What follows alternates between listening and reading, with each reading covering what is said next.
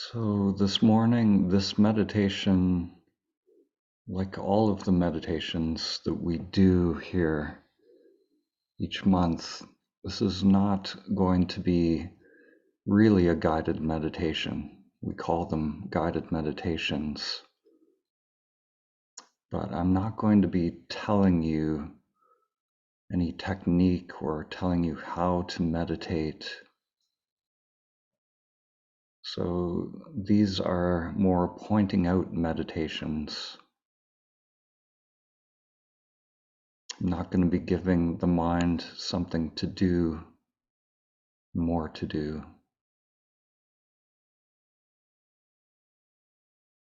There's no conditioned technique. If I were to give you a conditioned technique or some activity for the mind, then samadhi will never be reached because the mind is always in motion. And the samadhi is the dropping off or the cessation of that whirlpool of the mind.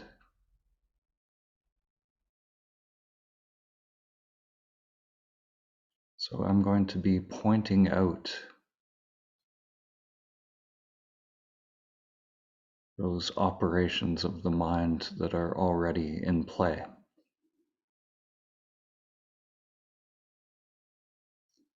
I'll be pointing out that which can be made conscious. And once these operations of the mind are made conscious, they will naturally drop away or be surrendered without doing anything. Like turning the light onto a shadow. We don't have to do anything to remove the shadow. We simply turn on the light.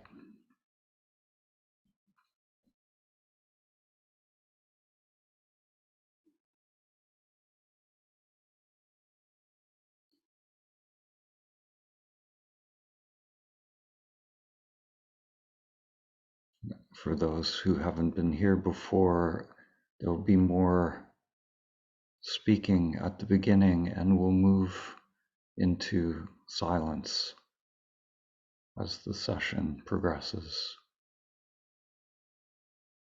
into just being present.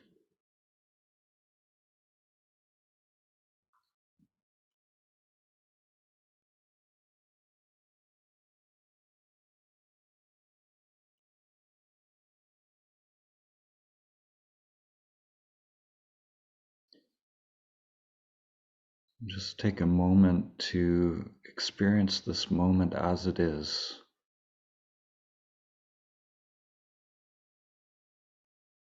Allowing everything to be exactly as it is.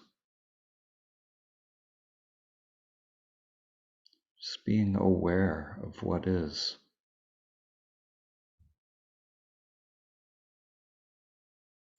Just aware of the mind, body, the senses.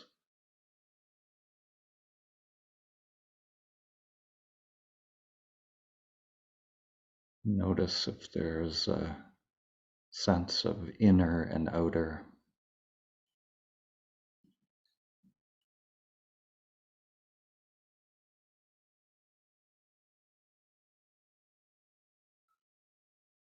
Notice if there's any expectation in play in the mind.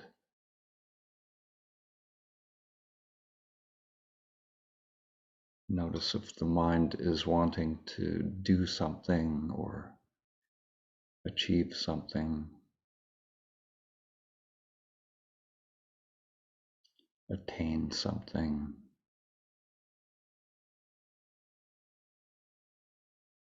The mind sometimes has expectations based on the past, maybe a past experience or past state that was realized. And just notice if that's in play.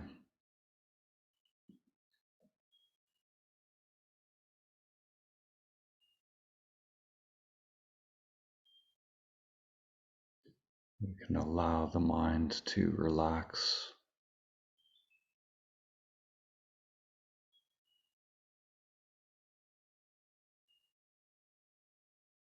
You can allow the mind to take a break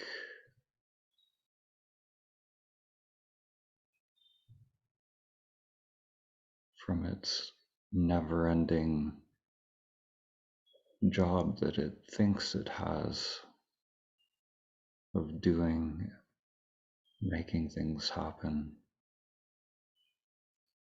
controlling, manipulating.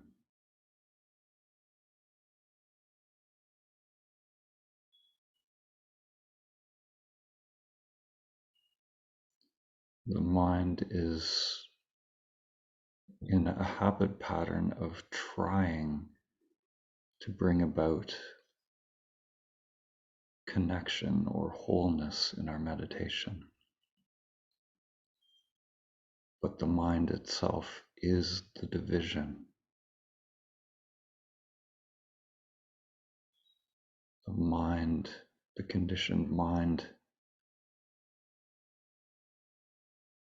which is the product of the past,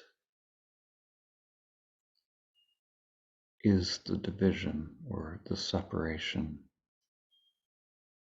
of subject and object, a pattern of separating through doing, through movement, through thought.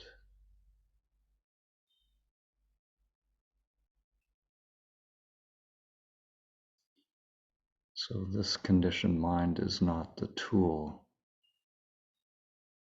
that we'll be using. We can relax the doer, relax the seeker,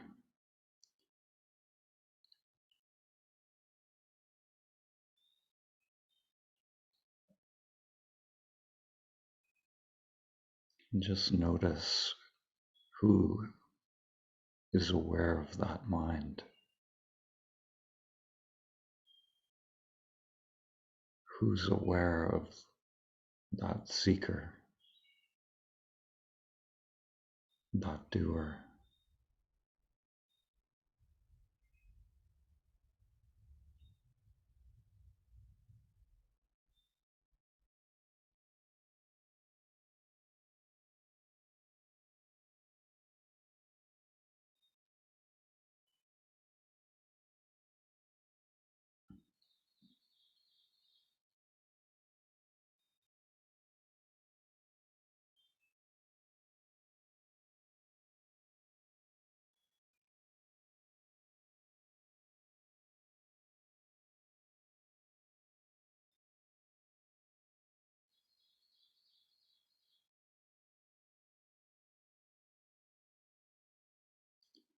When we give up all doing, all activity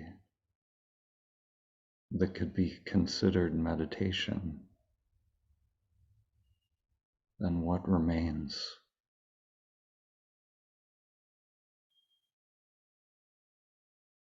Give up all seeking.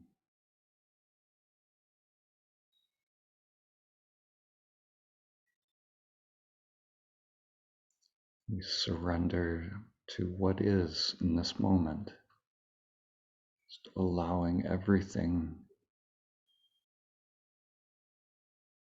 to be what it is.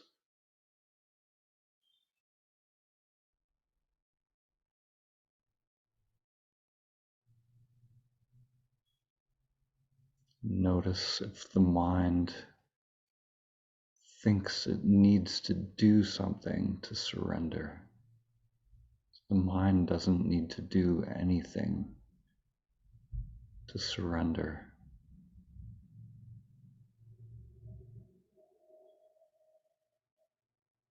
If the mind is trying to surrender,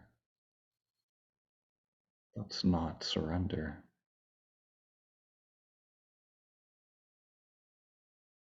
Surrender is a recognition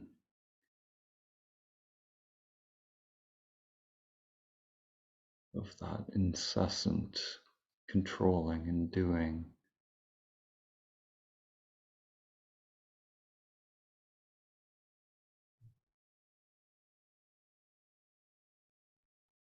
Simply making it conscious allows it to drop on its own.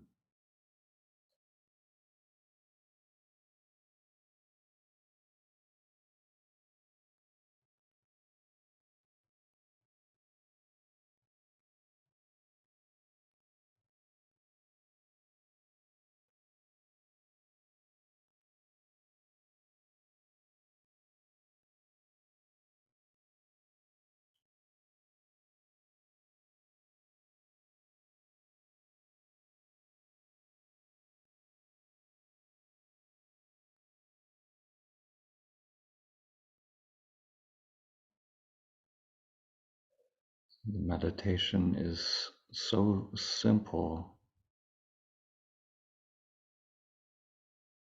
that the mind has nothing to do, so it looks for something.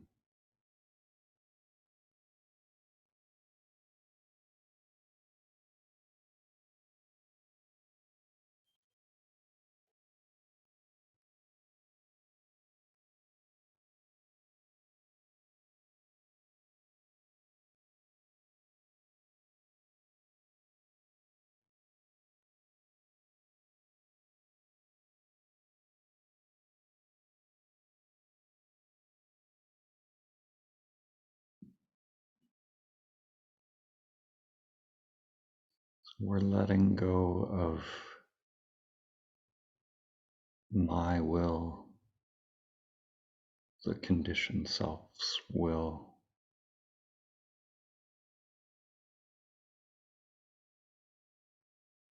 just allowing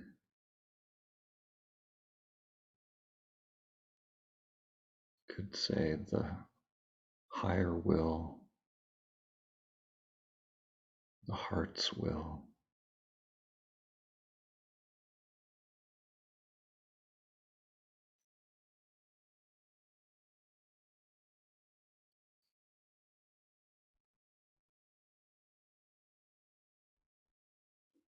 just allowing mind, the thoughts, sensations, emotions,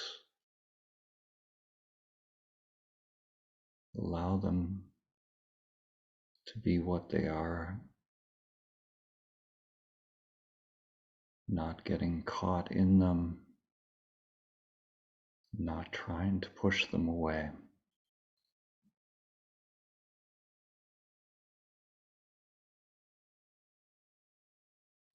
You could say it's like giving them over to higher will.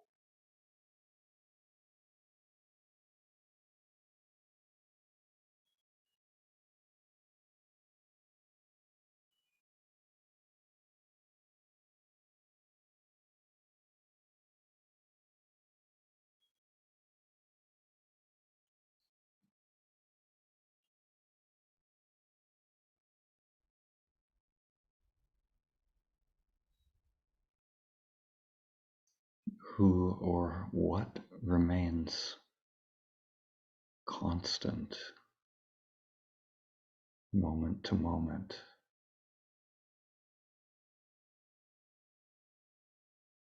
as the thoughts and sensations,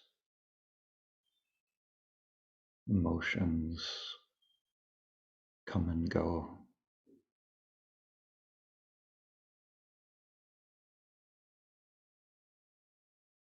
What is this awareness that remains aware of this field of change? Who are you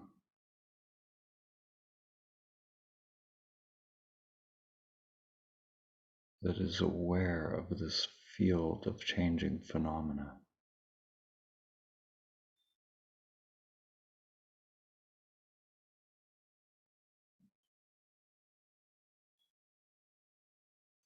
Don't move the mind to find the answer to who you are.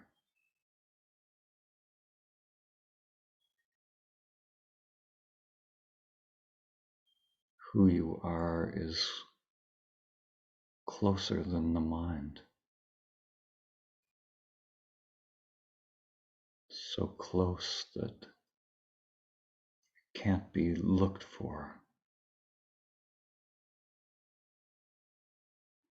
It's not a thing.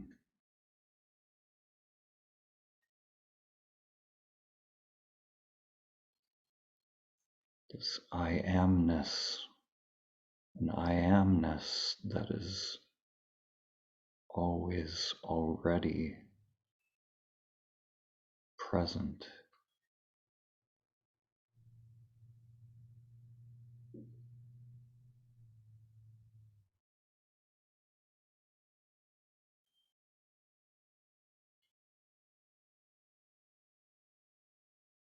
We simply recognize that awareness or I amness that is always already present.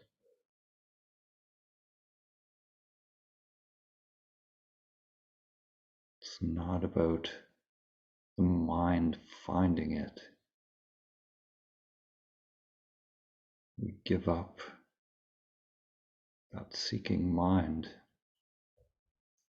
that movement of the mind, to recognize that which is ever present.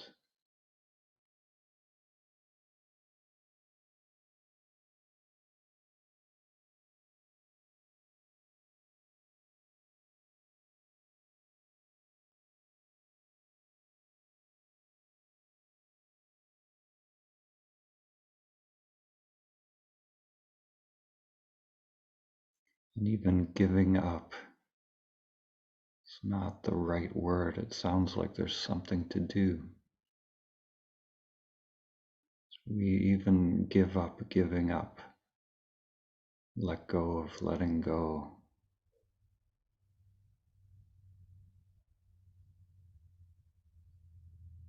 What remains?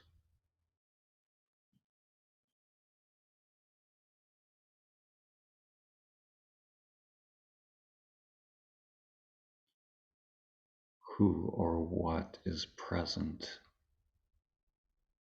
in that stillness beyond the stillness and movement of the mind.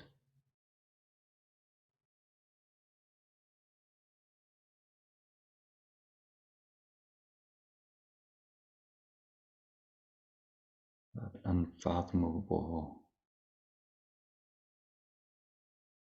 presence.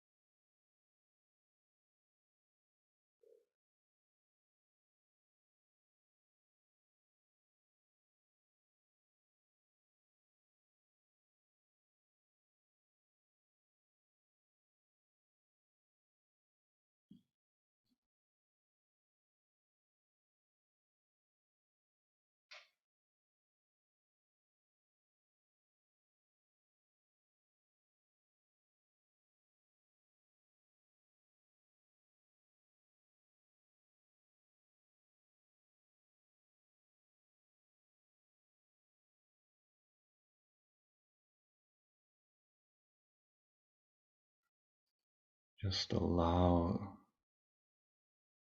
the inner aliveness, inner energy, subtle sensation to move freely.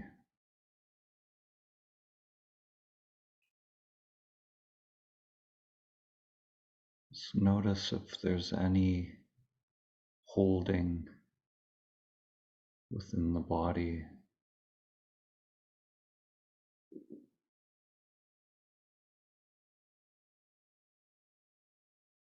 any holding or tension, controlling by the conditioned mind.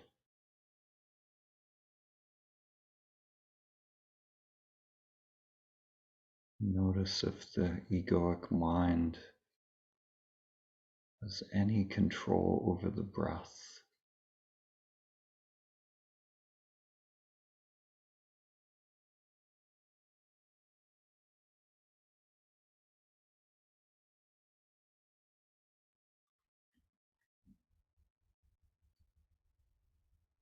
Who is breathing?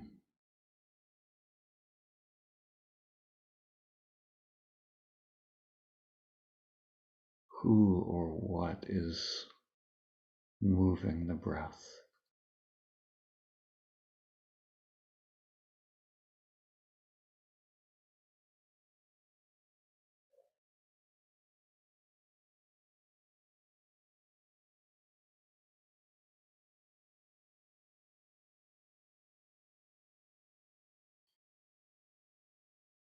Who is creating this expansion and contraction that we call the breath?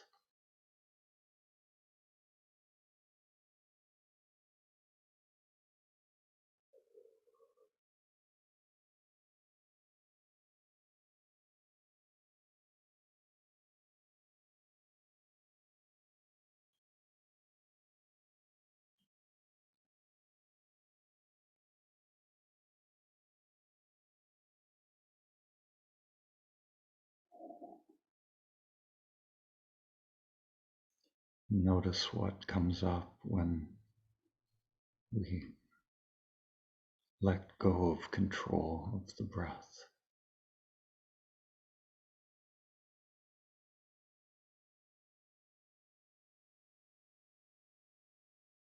We surrender the breath to a higher will.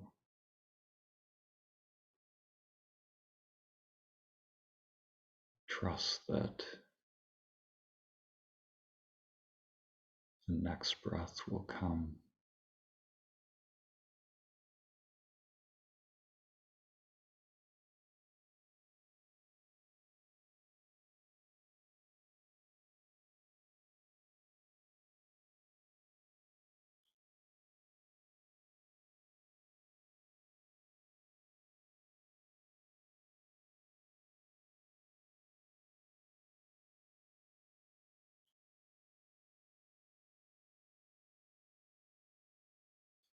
We trust this pranic pulsation,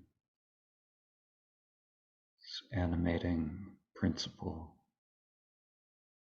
spirit.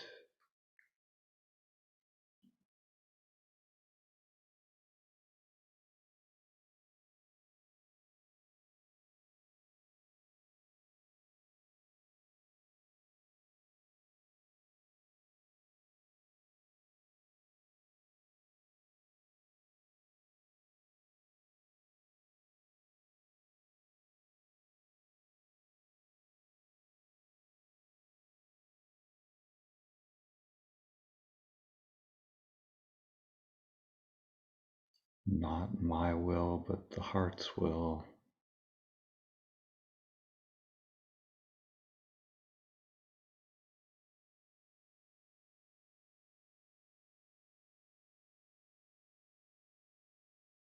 Allowing the body to be breathed.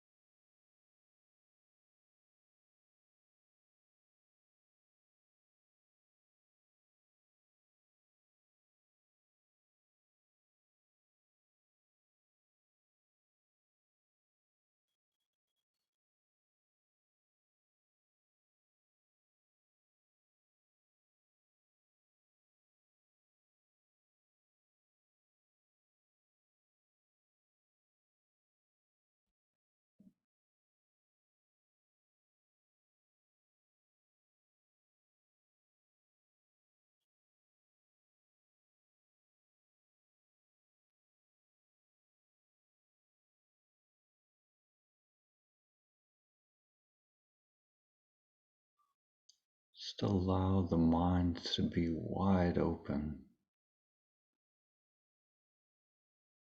Allow the mind and senses to be wide open.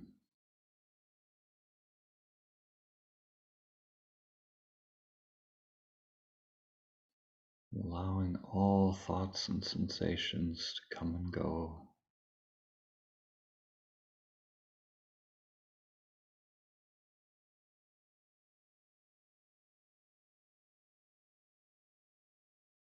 Allowing the mind to be a don't know mind.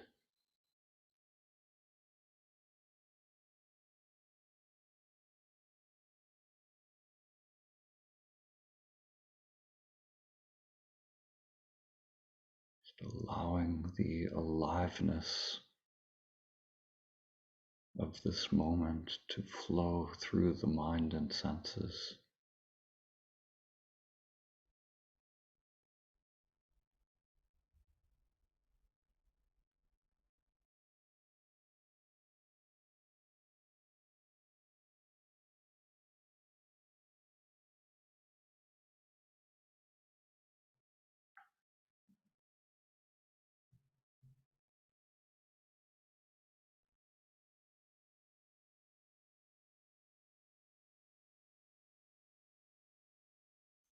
Who is aware?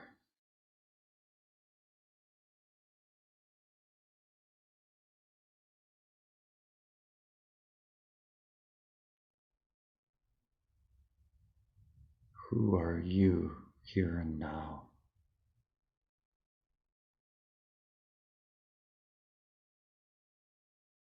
Just aware of the mind and senses.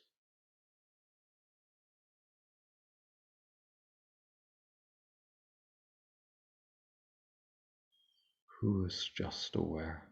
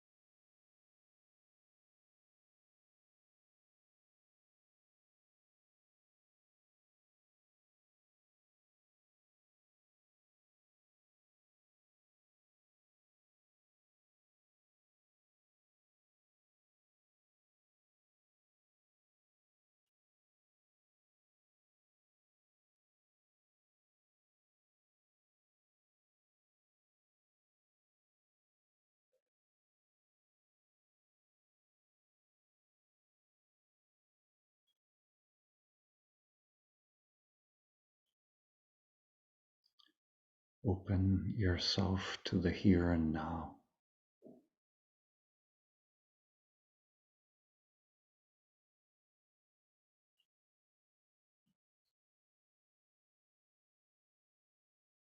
Just intend to directly experience yourself,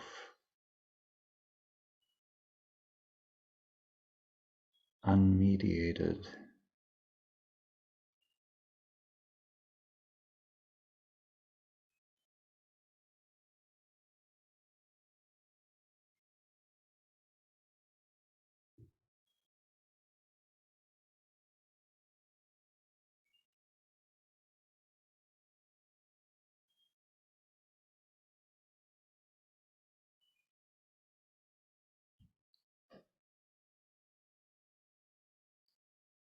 just remain open to whatever comes up within the mind and body.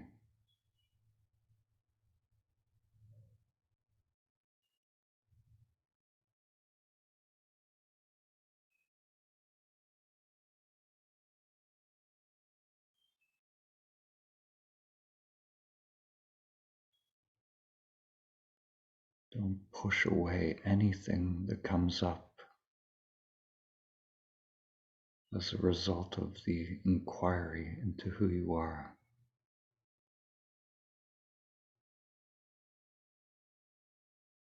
We allow everything, even the thoughts,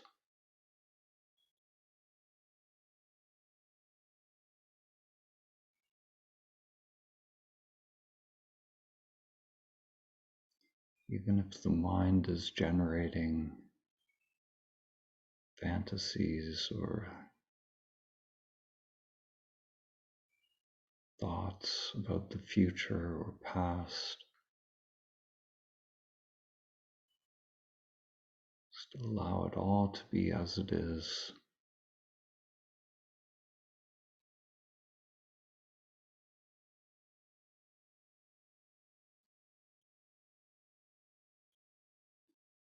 We intend to know ourselves directly in this moment.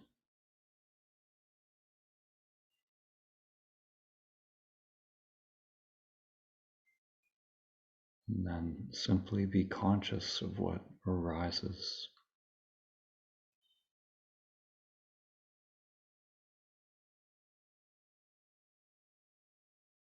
without any doing,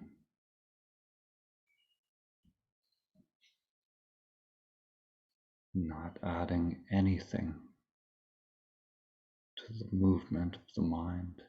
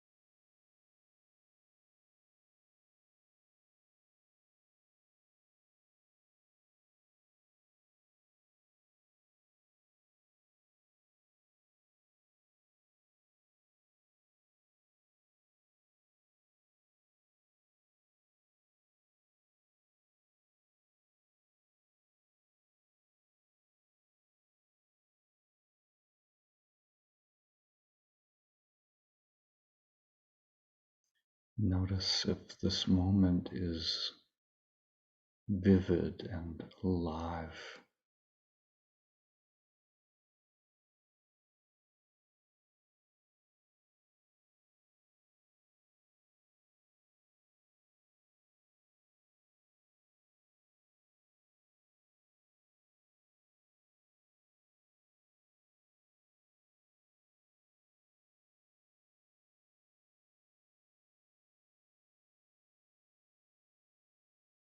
Notice if the conditioned mind is resisting anything, has any preference,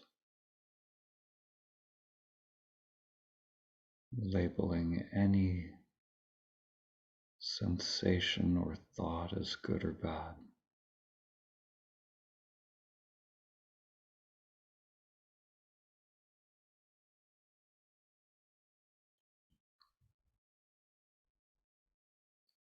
Who is aware of that conditioned mind?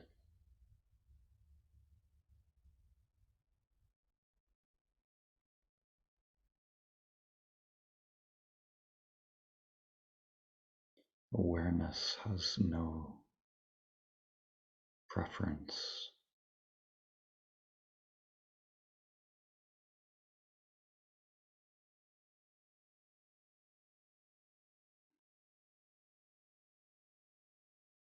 Awareness is just aware.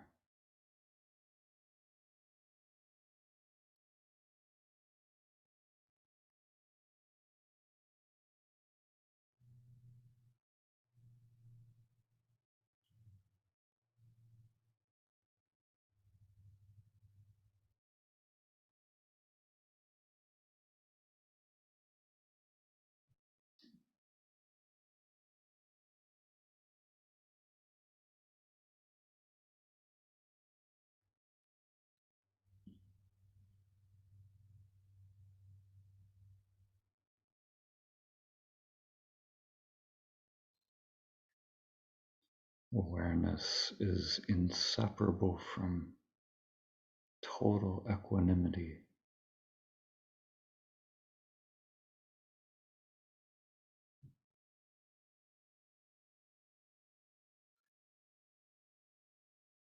Total openness.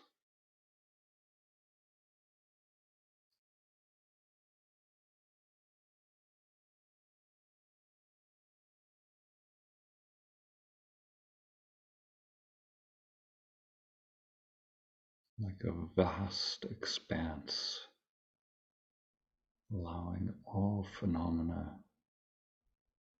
to come and go.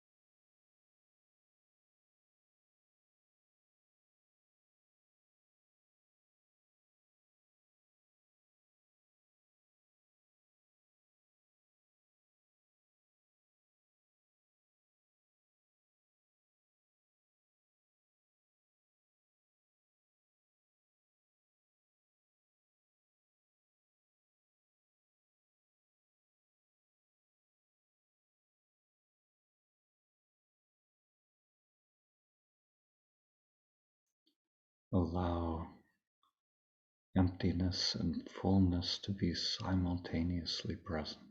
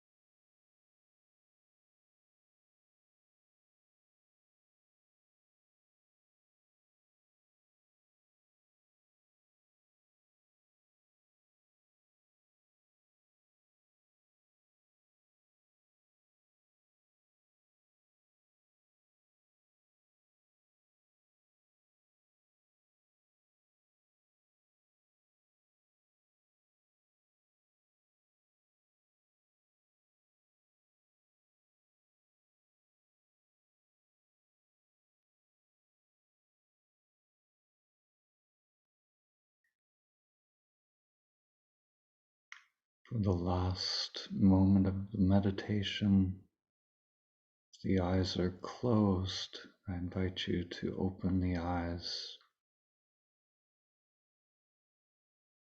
and just become aware through the senses of all of these other beings here.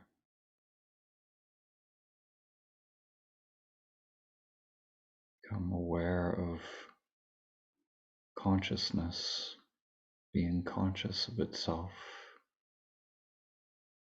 through all of these different beings.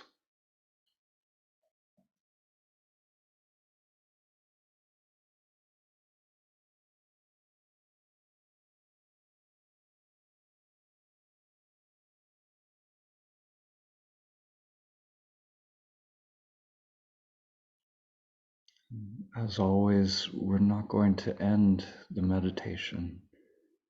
We're going to continuously stay present,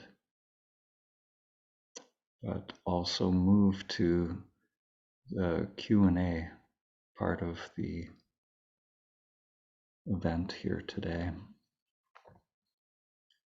So for those who have not been here before, this is an opportunity to share and connect and speak about our practice, anything that's coming up on your practice. And on Zoom, there's a raise hand feature, so we can just click on the raise hand, and we may or may not have to unmute ourselves. We'll see how that goes. But, I think you do have to unmute yourself here. So, Lori, hi, Lori. Hey, how are you doing? Hey, Dan. Hey, everyone. I'm doing well. Great. Yeah, life is good. So my practice is generally sort of two main things. One is non-resistance, and one is cultivating like an openness or positivity or that. And so, generally whatever's going on, whatever my focus is, I'm noticing resistance and trying to, to drop any effort to resist. And then at the same time,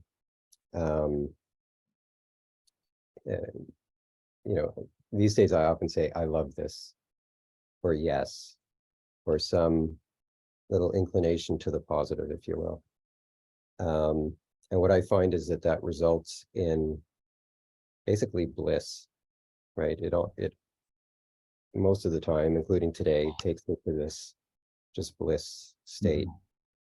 But I noticed that one of your instructions was, don't label anything as good or bad, right?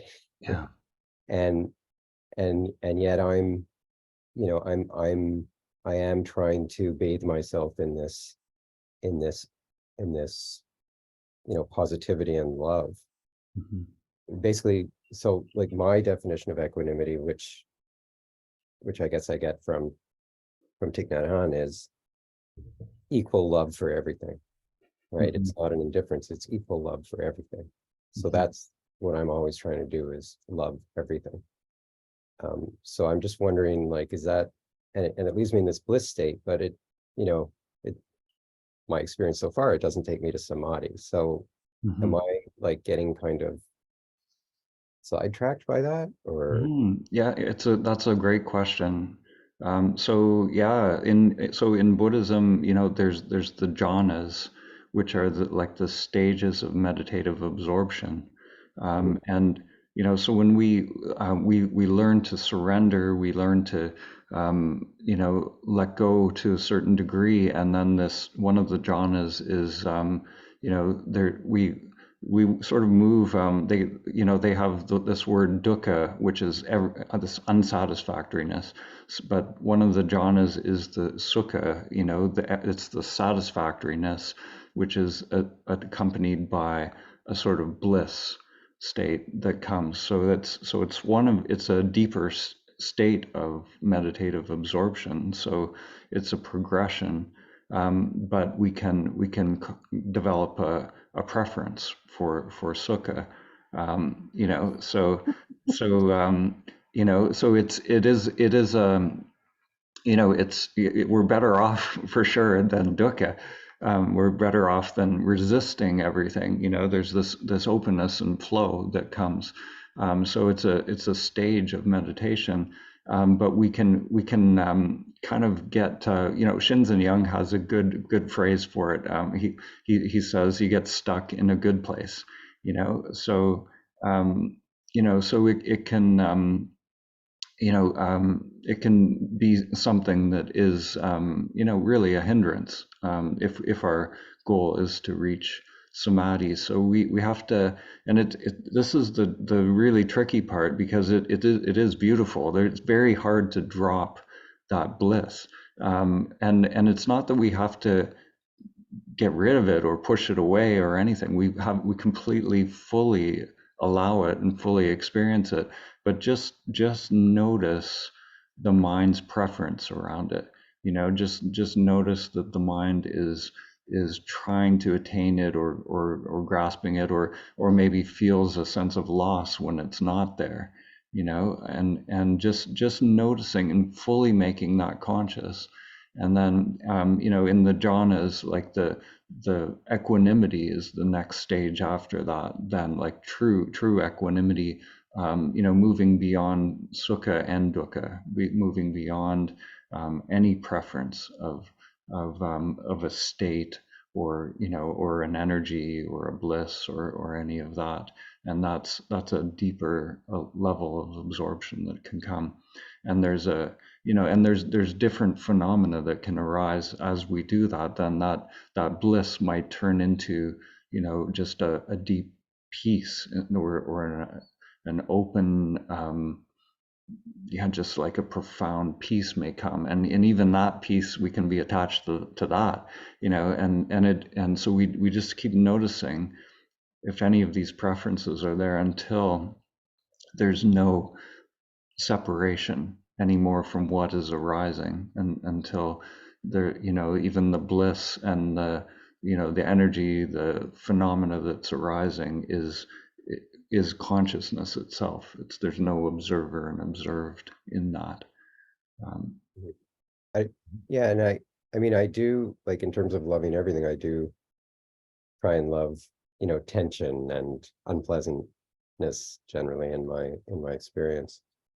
But I wonder if, I know one of the things Shinzen did early on was, when he was a monk, he had to go through this ritual of, in the winter, taking this like freezing cold water and pouring it over his body. And I'm just like, should I be practicing like creating unpleasant sensation like that? Like, I'm thinking cold showers, because I've done like the what's his name, Wim Hof, cold shower.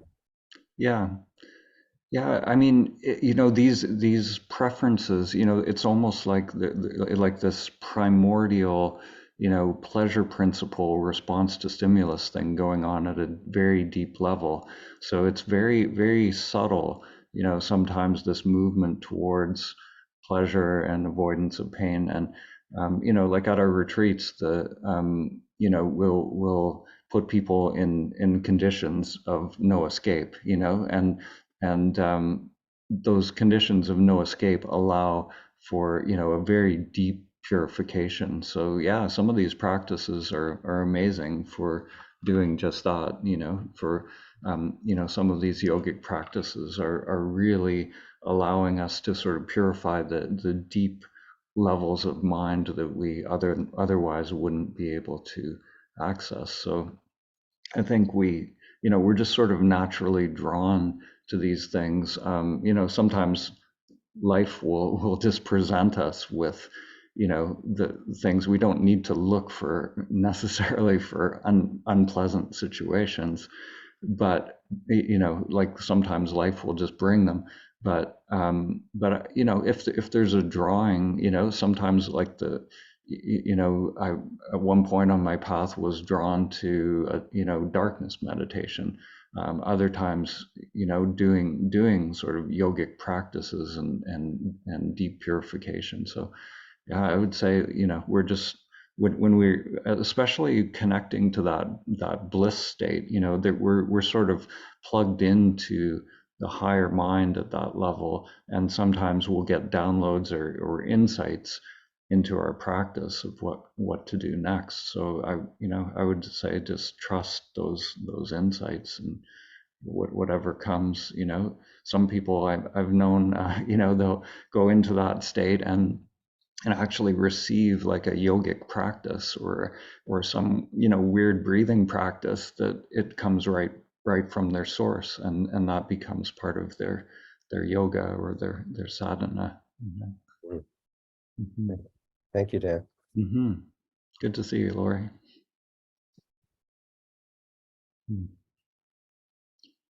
Hi, Jano. Hello, everybody. I just have a question from you, Dan. I would like to ask a few tips before I sit down for a longer period of time. Do you do any exercises or food or something to keep the mind a bit more still, and you know what I mean? Or you just go, whatever happens, happens in that meditation? Or because sometimes, I sit down and I'm very tired, for example, and I'm after work, because over here is, I'm in Australia, and it's completely different time zone. So when you guys sitting down meditating, over here it's 9 o'clock at night. So I'm very tired after work, and I was just wanted to ask you if there any, I don't know, food or shall I not eat or Yeah.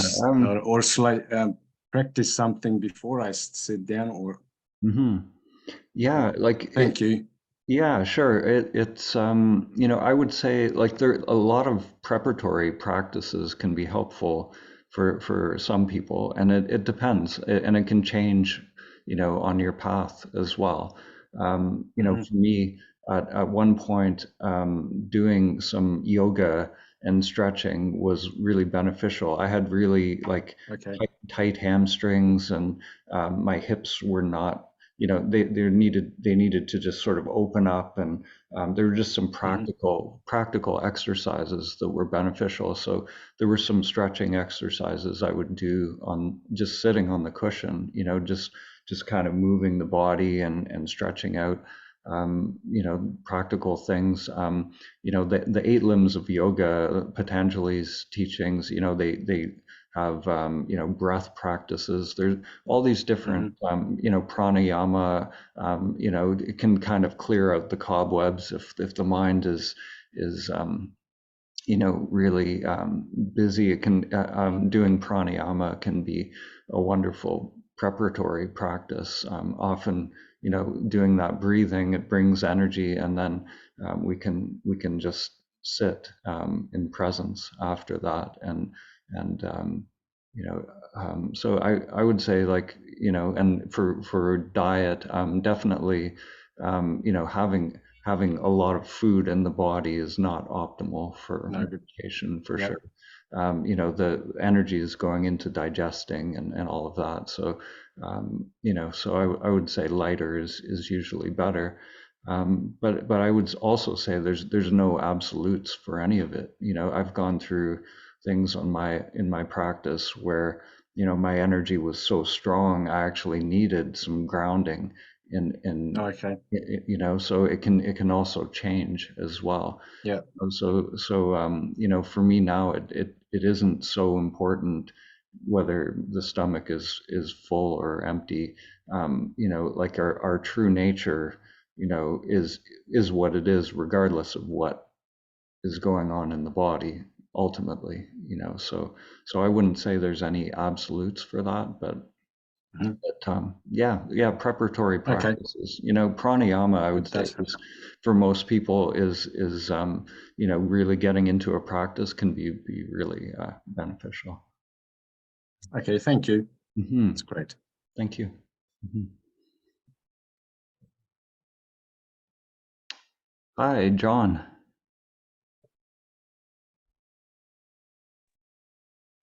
Morning, Dan. How are you? Good morning. How are you?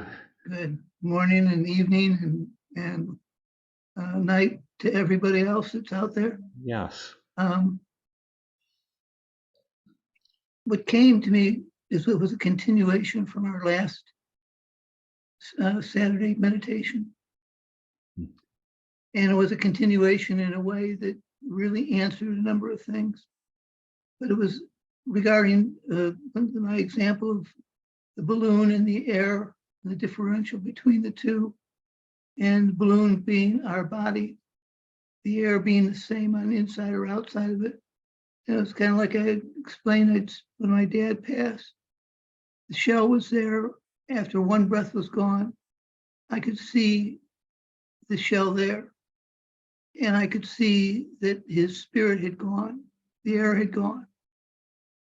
And it was the in-between. The questions became, where's that in-between state?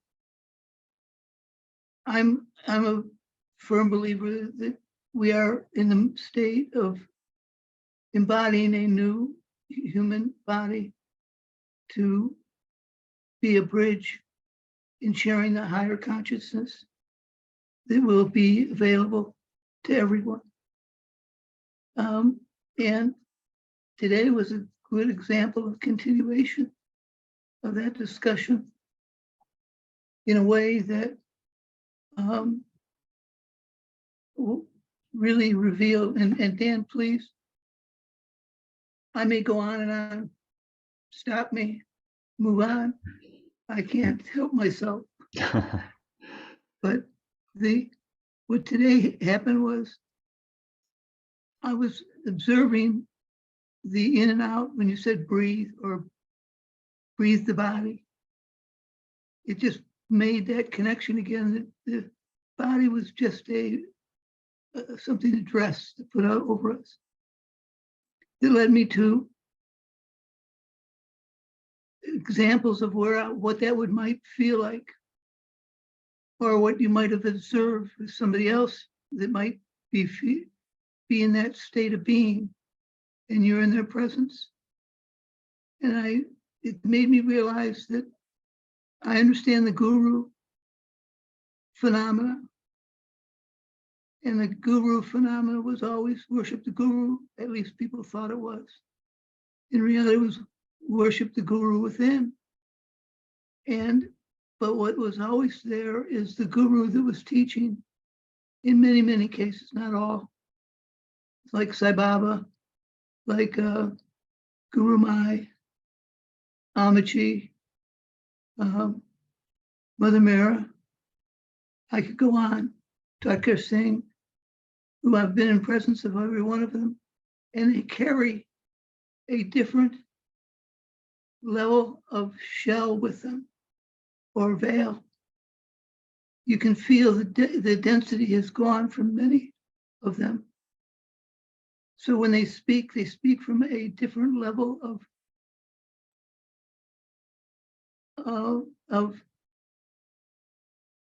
what's the word I'm looking for? Maybe consciousness, or Well, they're speaking from a different level of consciousness, but their body has transcended to a level that is very light and airy. Their presence is that we are moving to, is that this body, and many of you may know I have Parkinson's. That's why I shake when I get excited, and I'm excited right now.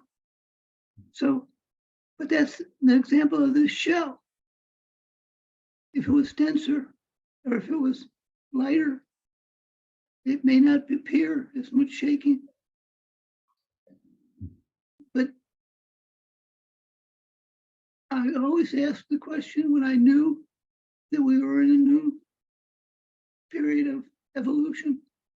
When I, many months ago or many years ago, knew that this was a shift that was real. This is the one that everybody talked about, all of the teachers, all of the gurus, all of the masters, all of the cultures that are out there speaking of things that are going to happen. Now is the time. How long that's going to take to become that evolved embodiment, I don't know, but now I have my answer for what that body and the shell and the veil has the ability to be in this consciousness. It is the lightness. It is the airiness. It'll still be a body, but it will be transcended. And we have the ability to take it there. And through these meditations, we can find it and we can become it at those moments.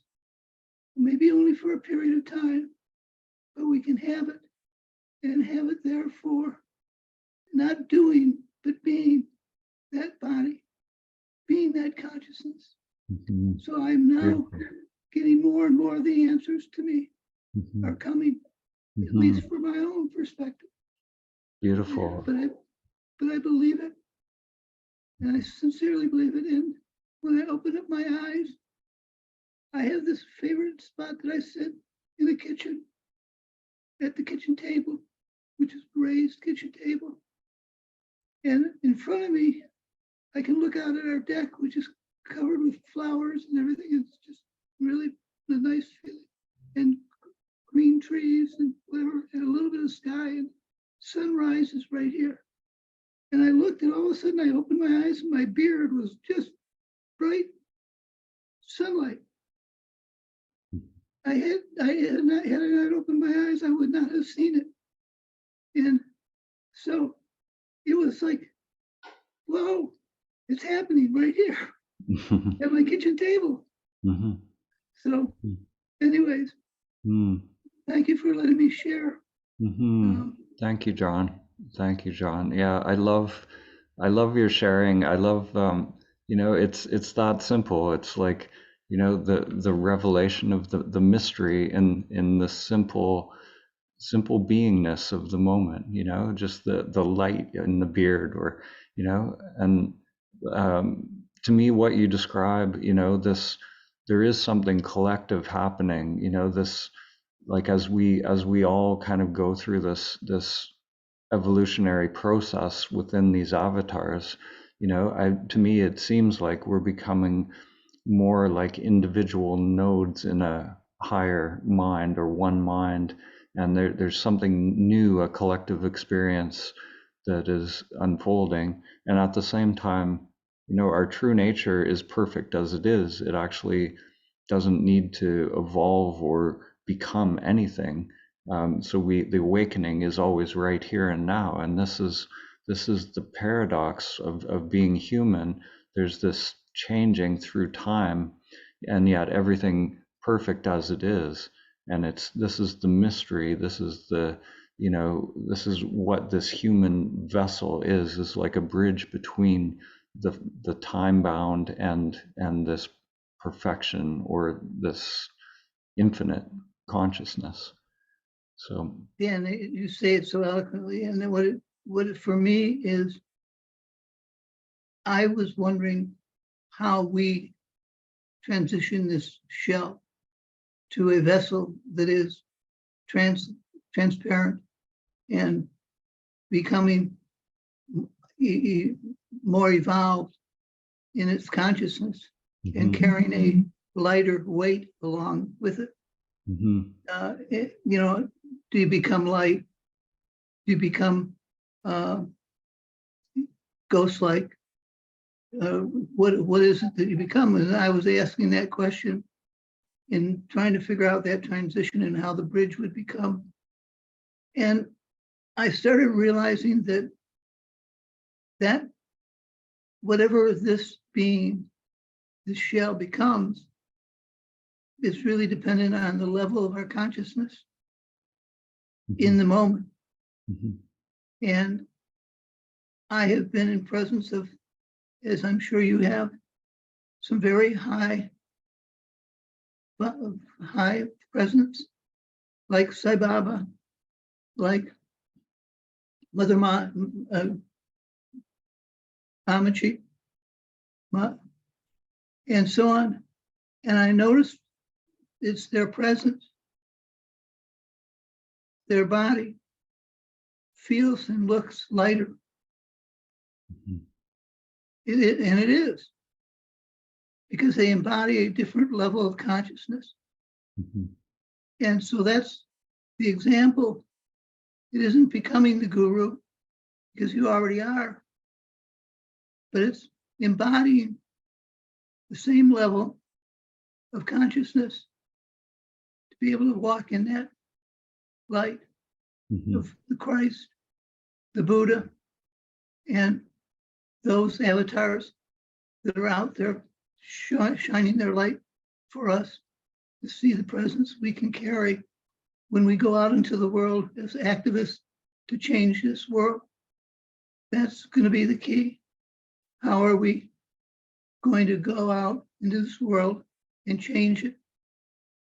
And what are we going to be when we do it? Mhm. And there is be and do. When we be it and do it. Mhm. Yeah, that's beautifully put. Beautifully put. That, the awakening to me is recognizing our true nature is like the first step of Right. of really, embodying and purifying this vessel, evolving this vessel to allow that divine nature to be on earth fully. Yeah, yeah, and that to me that's the path. The question of how do we do it? That is the path. That's the exploration and the journey, and it's happening. And It's and happening. it will be Yeah. what's the key to it is it will be the ordinary person. It will be every one of us in this Zoom. We're just ordinary people around the world, Mhm. sitting and meditating and sharing. Yeah. Yeah. Beautiful, John. Yeah. Thank you for sharing. And I have to mention, I'll get back to you on the, uh, we're creating the community thing. I've been deep into retreats, but I will get that all happening Oh, soon. I understand.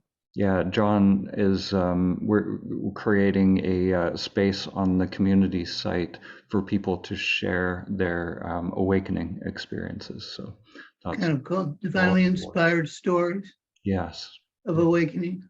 Yeah. Yeah. Thank you, John.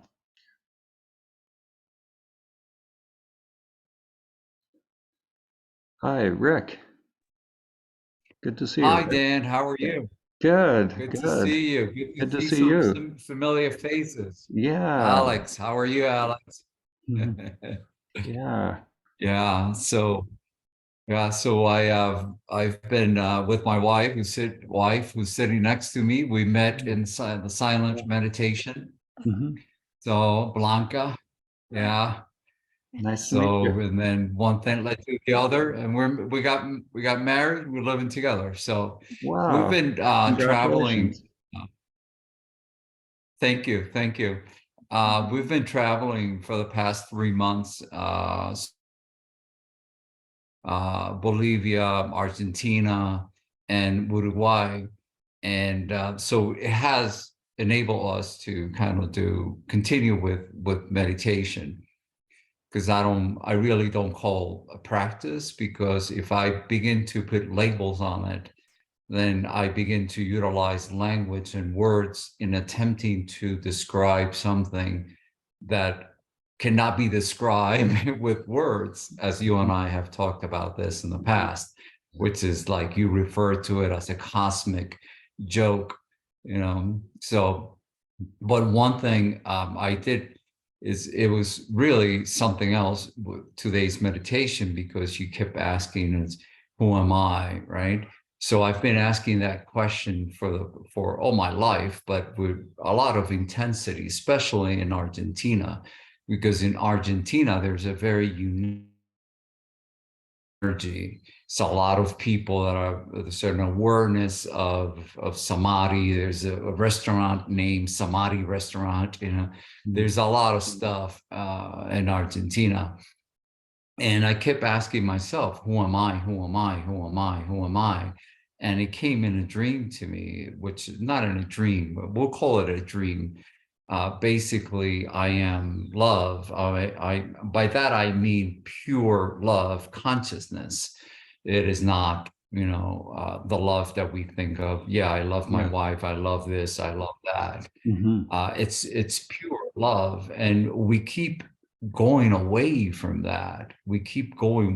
Keep searching for answers outside, and it's only one path, and it is inside. It's only one out. It's out. It's very simple to really think about this. It's like breath into this to this planet, to this earth. It's the first breath that we take, it's in. The last breath is out, period. So because my mother died in my hands, and I saw when she took her last breath, and that's it, and the heart stops, and basically this vessel stops existing. The vessel, not the cells, right? Because this is infinite, right? We keep moving on and on. So, and there's a lot of stuff going on as you travel in all these different countries. You'll see people, you know, like in Madrid, it's a very tourist city, and there's a lot of movement, because life, it's all about movements, right?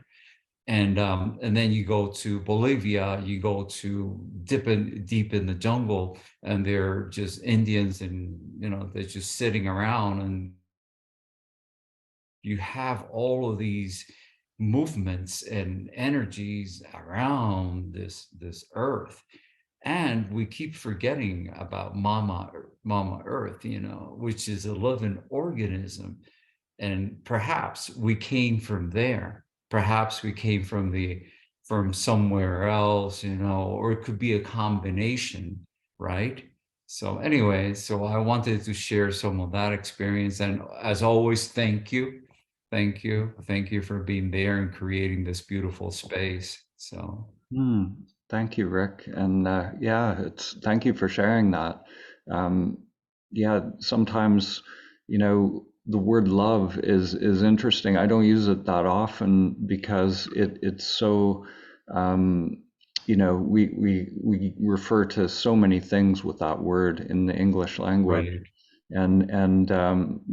But divine love, you know, is something different. It's not a love where there's an object, you know, where of attachment, or but it's to me it's inseparable from consciousness itself. It's just this, you know, the ultimate love, or God's love, is like the allowingness, just the whatever this world is. It's the, you know, the gifting of all of it, you know, the good, the bad, the ugly, you know, all of it. It's just, but the openness and allowing of everything to be as it is, to me, that is it. And you know, different teachers, they use words like love or consciousness or awareness, all these different words, but there's a pointing to the unfathomable, you know, the space beyond duality that is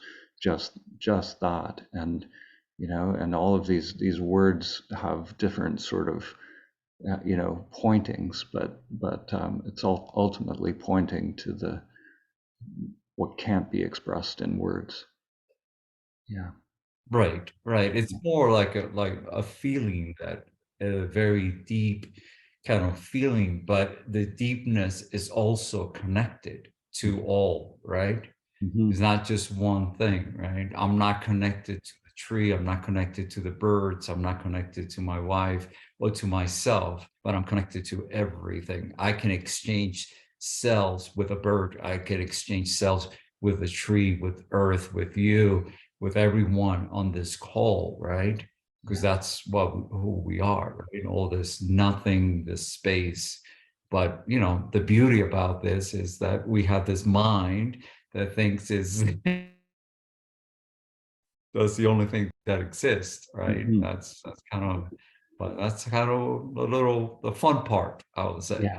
Yeah, yeah. And I loved how you pointed towards the simplicity of it as well. It's really, you know, the mind just complicates everything, and Oh yes. but Oh there's a God. way, you know, if we can just be here unmediated by, you know, not looking to the thoughts and the concepts and the past, and but more directly just here.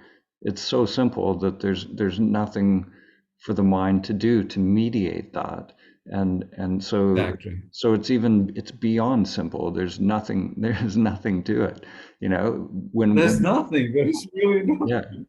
yeah. So Yeah. it Yeah. just Thank you so much. recognizing that tendency to always fixate on the thoughts and the mind, and in that recognition, it can be dropped, and a more direct life can happen in presence. Exactly. Yeah. Well, thank you, Dan. Yeah, it's great to Good see to see you, you. and your new Same here. partner. That's very exciting, and yeah, I hope are having an amazing trip. It sounds like a honeymoon kind of experience, so that's amazing. Yeah, well, Mhm. we've been we live in between two countries right now. We're in Colombia right now. Mhm. We're really in a farm. We're in the country, and then we live in the USA too, in Arizona. So and then we travel in between. So yeah, yeah. So Mhm. because Amazing. she gets a lot of information, and then we're guided to where we need to go. Mhm. We do a lot of meditations where we are, and it just continue to connect with the human race, basically, and Earth and the sky and the cosmos, because it's all right. It's just all. So we don't. Yeah. So Mhm. it's beautiful, and Mhm. we met in the silent meditation when we started the silent meditations a couple of years ago. Oh, you're kidding. Yeah. So Oh, wow, that's no, incredible. yeah, she was meditating with her friend um, for 3 months, and then in December, she said in Spanish, wishing everyone happy, holidays and so on. So I responded in Spanish, and then she chat me late on the next one. She said, "I would like to talk to you," and here we are. Wow, So that's yeah, incredible. Wow, we'll have to advertise it as the Samadhi dating slash yes. meditation site. Yeah, that's awesome. Wow, So everyone that, asking us, how did you guys, meet? And then we tell them the story, and they just cannot believe it. Yeah. So we truly met in that space of love and consciousness and silence and that void, whatever you want to use. Mhm. So it's been a very unique, to say the least, experience. Yeah. So we're Mhm. very thankful, both of us, Wow, to that's you and wonderful. the space that you provided. Awesome, Thank you. awesome. Well, it's great to see you, Rick, and yeah, I wish you guys all the best. Um, Yeah, thank you. Yeah, I'm sure we'll be participating. Thank you. Awesome. Thank you. Okay, I'll go to Mel. Hi there. Hello. Hi. Can you hear me? Yeah. Oh, good. Um, I I sort of started the awakening journey thing a couple of years ago. Um, it was triggered. It was a triggered awakening, and it sort of sent me on a bit of a roller coaster. And at the moment, I'm trying to work out how to balance the um balance the energies out a little bit, and I'm struggling a little bit with that. I feel some pretty heavy, dense emotions and that sometimes, and I don't know if you got any advice on how to sort of balance out those that masculine and feminine side. Mhm. Can you maybe explain, like when you say it was a triggered awakening, what do you mean by that exactly? Well, I believe that I met my divine counterpart in this lifetime, and that was about 2 years ago. And ever since meeting that person, it's kind of sent me on the awakening journey. Okay, so they're kind of like a synergy, like a twin flame kind of thing happening. Yeah, I was trying not to call it twin flame, but yeah. Yeah, yeah, that language is, seems to be pervasive these days, but yeah. Yeah, yeah. So a lot of emotions coming up, and do you, so one thing that has really come up for me in my own relationship lately is we've found like really like when we're with a partner, it can be an acceleration of sort of clearing and purifying the self structure, we using the other person as a mirror. And an amazing way to do that I've found is so Charles Berner, who we use his technique at the our self-inquiry intensives. So the self-inquiry dyads are a form of working with another person to to connect to our true nature or realize the true self. And when we do it, all the impurities, all the emotions, everything that's uncleared in the unconscious starts to come up. So that self-inquiry process I've found is incredibly powerful. Doing these dyads with other people to clear whatever is coming up in the moment. And what I've found is like the everything that is in the unconscious is there. That the whole conditioned self is there because we've had some sort of incomplete sharing at some point, or incomplete communication with others. So there's all the charge of a particular experience might be too much, and then it gets pushed down into the unconscious. So by sharing it, by communicating whatever is coming up in the moment with a partner, you can clear whatever is there. And it's just by doing this process of sharing completely, just being totally authentic in the moment. So I would say, if you can maybe explore that. To me, that's the fastest way to really clear the unconscious, especially after awakening, having an awakening experience. To me, what happens after we have an awakening is it's the beginning of like a really more accelerated development process where we really need to clean out whatever is being held. Otherwise, we'll there's suffering there if that purification doesn't happen. So in the Charles Berner method, there's also a technique called clearing. And if you want to, I can share some links with you. There's some things on the Awaken the World website, a lot of different materials and things on there. We've put up some videos on how the technique works and everything. But I would say it sounds like that would be maybe beneficial for you. Oh, okay. Thank you very much. Yeah, and if you can't find it, just send an email to contact@Awaken the World, and we'll connect you to those resources. And also on our community site, there's you can get a partner to do dyads, or you can do it with your own partner as well.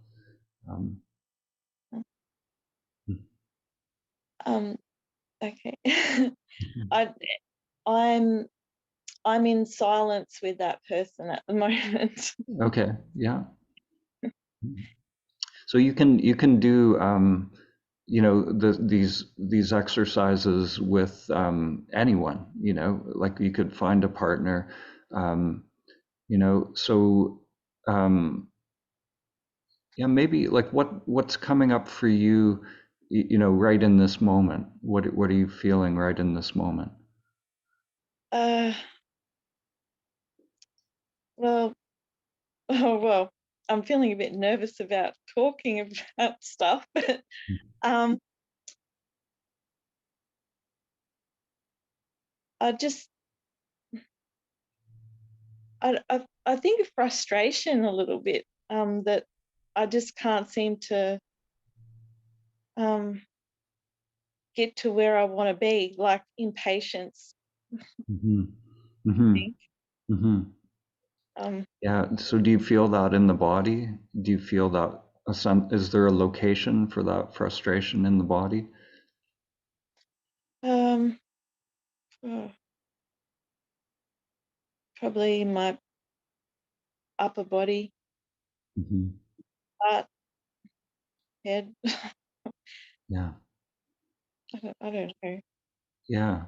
So, you know, in the self-inquiry technique that we do, you know, part of it is to just observe, you know, whatever's coming up in the moment, you know, in the body, in the mind, and then just communicate it fully, and that's it. And then the person who is on the other end, their job is to just listen, you know, just really hear what's being said, and and and you know, so if we're holding a sense of frustration, you know, whatever thoughts, you know, there may be deep thoughts, you know, or you know, thoughts related to whatever's going on in life that will come up as we go deeper into this process.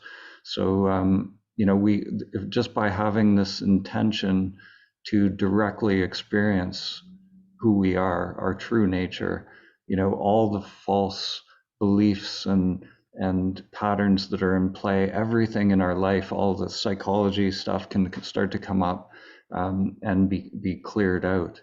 And you know, and it's not comfortable often. You know, often what comes up is, you know, all the things that we didn't want to fully experience in life get pushed down. So that frustration, uncomfortableness, confusion, all these kinds of things can come up, and it's an opportunity to have complete experience of it so that it can be cleared.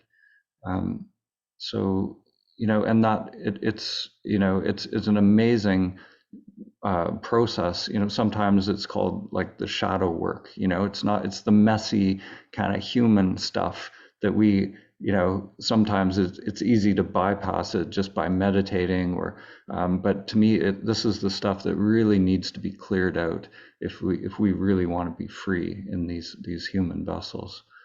So yeah, so we can connect you with those techniques and maybe a partner. The best thing is like to do an intensive, do a, you know, a self-inquiry intensive, put yourself in conditions of no escape, and there can be, you know, a big you know, clearing of whatever needs to be cleared. Okay, Mm-hmm. sounds good. Yeah, yeah. Okay. Thank you, Dan. Yeah, thanks, Mel. Okay.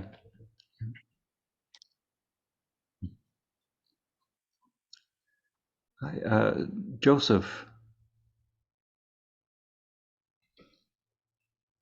Hi, Dan. How are you? Good. How are you doing? Good, thanks.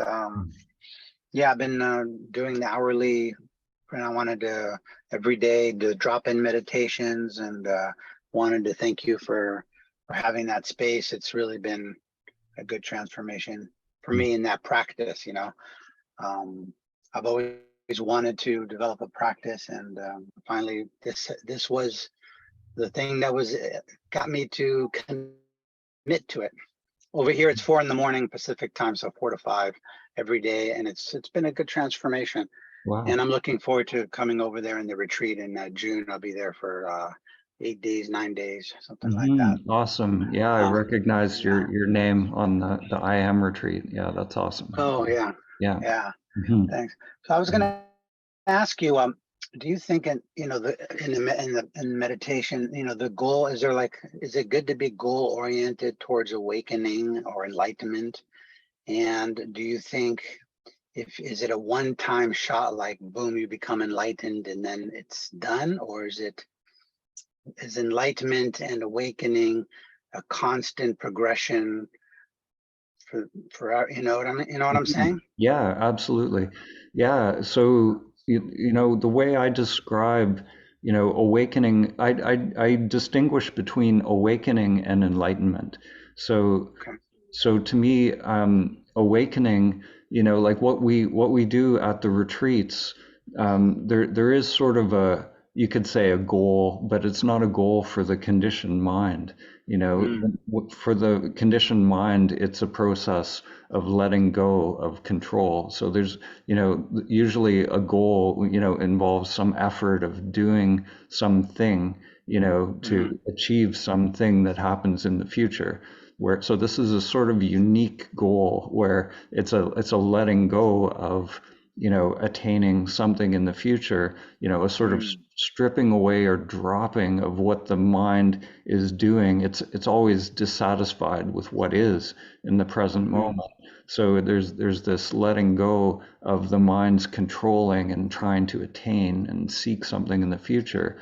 So and that what that does is it leads to an awakening here and now in the moment. So at these retreats there can be a flip from, when that conditioned mind really gives up, then there's a flip from identification. My sense of I flips from that conditioned self to the unlimited self.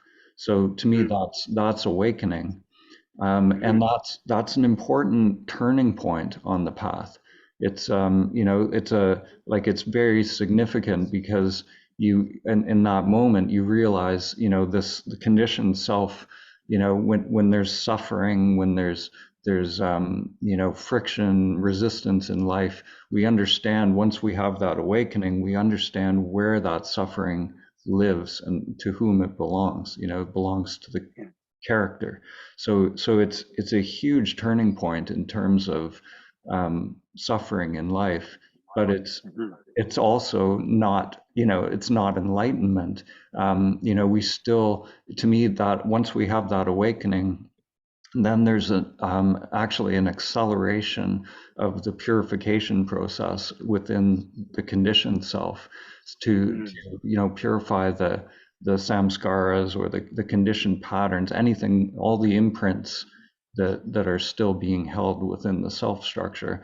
And that's an ongoing process until all of those samskaras are purified. And then, there's an energetic unfoldment within the self structure where the chakras and the energy, growing of organs of higher perception, all of that stuff, the inner lotus, tree of life, whatever you want to call it, there's this ongoing development process within the self structure. So, so the awakening is, recognizing the true nature that's ever present, always there, needs no development. It's perfect as it is. Yet the human side is in constant development, and to me, there's no end to that unfoldment. Yeah. But once you're enlightened, then it's the one-time shot, like you're enlightened, and then that's it. And then that's the distinction you're making, is like awakening is an acceleration. It could a continuous process which would reach to a culmination of enlightenment. Is that what you're saying? Yeah, like there's an ongoing development process, and there's a paradox here. There's a paradox, like, so, there's no, like Suzuki Roshi said, there are no enlightened people. There are only enlightened actions. There are no, so there's no character. there's no character, there's no Dan character that will ever become enlightened. You know, like I awaken from identification with the Dan character. Yeah. So this is the paradox. So when we're awake, you know, there's, you know, action flows without the grasping ego, you know, involved, and Yeah. you know, so and then energy becomes free, and this evolutionary process sort of unfolds within the self structure, and that process goes on forever, you know. So awakening is, it is sort of a one shot thing. Awakening is like, you know, sometimes I describe it as like seeing Santa Claus, you know, that recognizing Santa Claus is like your father, you know, dressed up with a beard. It's like you recognize the truth. You know, the truth is just the truth. It's like you can't unsee it once you see it. You know, I'm not this conditioned character. You once that flip happens, there's something absolute there that it just is indisputable. You recognize the truth of who you are. But yet you're still, you know, you can still get trapped in Maya. You can still get sucked into all the, you know, the matrix. The pull of the matrix is so strong that you know, that awareness can become obscured again and again until we go through this purification process. And it's like the great masters are the ones, you know, who have completed that journey. And you know, so for me, I'm still, you know, like I'm somewhere on that continuum, but it's, you know, that to me, enlightenment is this just ongoing development process within the self structure. So the difference between enlightenment and awakening is like awakening can happen along the trail in different times. Once you get an awakening experience, it's like you go through a portal and you can't go back. You kind of enter into, you've gotten an experience that can transform your life forever. And yeah, you find out who you are. Awakening is just finding out who you are, the truth of who you are. Yeah. Wow, that's awesome. And then enlightenment is just another term for maybe something more permanent or something. The difference between enlightenment and awakening. To me, the enlightenment, you could say, you know, you've sort of purified the human vessel to allow that awakened consciousness to shine through in a more permanent way. Yeah, more permanent way. Yeah, you've developed it so that it becomes stabilized. You know, because people have an awakening and then they go through this, you know, I've got it, I lost it kind of thing. Yeah. Where they, you know, they go back into life and get sucked into the patterns over and over. Right. So there's, you know, to me, the enlightenment is the stabilizing of awareness so that it can shine through. Yeah, that makes sense. And I like the way you put it. It's a unique goal. It's not the typical kind of goal that we see in the conditioned, you know, society. Yeah. It's sort of, it is a goal, but it's a unique goal. Yeah, it's not a goal that is achievable by the egoic self. It's actually achieved when the egoic self lets go of goals, essentially. Right. Yeah, it's a let going of goals, but in a way it's kind of a goal, but it's a different kind of goal than what we're used to. Yeah, so there's just a knowingness or a trust that it's unfolding, but we don't make it happen. Yeah. Right. Wow. Yeah. Okay. Thank you so much for that. Appreciate it. Thanks, Joseph. Yeah, looking forward to seeing you in June. Me too.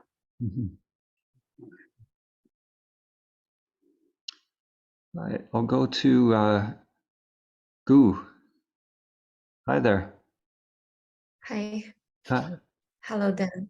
Hi. And long time no talk, and I think last time was last year. First, I really want to appreciate, like, through the meditation and the conversations between you and these friends, I feel much more released, like the stacking energy from there. Like I started to call for, but yeah, I've been not very stable energy level was not very stable. Since end of last year, I practiced so much of meditation and also yoga until I came to a point that I don't feel like I don't know where is the aliveness. I mean, when sometimes I feel the aliveness, but most of the time I feel just like nothing. For example, before I really love music, but during that period of time, the music cannot flow through my body. Like it just passed by.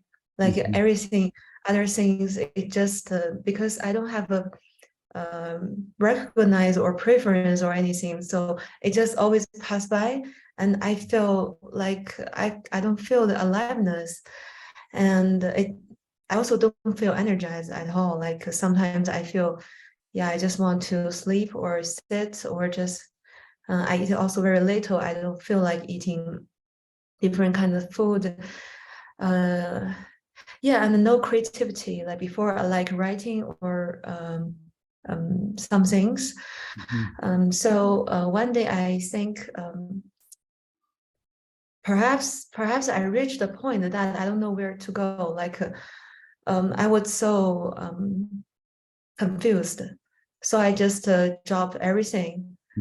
Of course, it take a process. I think after 2-3 months, I became a completely a person like without any spiritual practice, like a very like that kind of lifestyle. And I realized how painful it was, how painful it is to live like that. And I'm sure that I don't want to live in that way, and I don't want to go back this way either. And like, but still, I believe I want to, like, I enjoy meditation, I enjoy yoga. I like to feel the connection with every other kind of different beings. But it's like, what should be the motivation that I go back to my practice? You know, I don't want to go back to the feeling like no creativity, like no preference. Don't find the things so like to appreciate in intense way. Sometimes I like the intense feelings. So this is my confusion now. Yeah, so yeah, it sounds like there's like a battle going on there Yeah. almost. Yeah, so like the question is like it sounds like you like music, you like creativity, all of these things, right? But there's something that has sort of shut that down in your life. Is that right? Or like you like Yeah, I found that if I'm really like do those practice Mhm, and become like very still, like my energy is very like peaceful, I mhm, can't I can't in charge of those melodies. Like the melodies will become something very not important. mhm, And also yeah, I just like when I appreciate something, I don't feel like it's special. It feels like I appreciate everything in the same way. mhm. And if I want to create something, the words or melody it doesn't come through me like before. So I want to know. This is also a question of stillness and creativity. Like, if you feel peaceful, and you also want to be motivating and creative, and sometimes have intense activities. You know, it's different with the life experience. So yeah, so to me, there's something going on in the practice where, you know, like if you're coming to stillness, how, you know, is there something in some belief maybe in the mind that the stillness is something separate from creativity?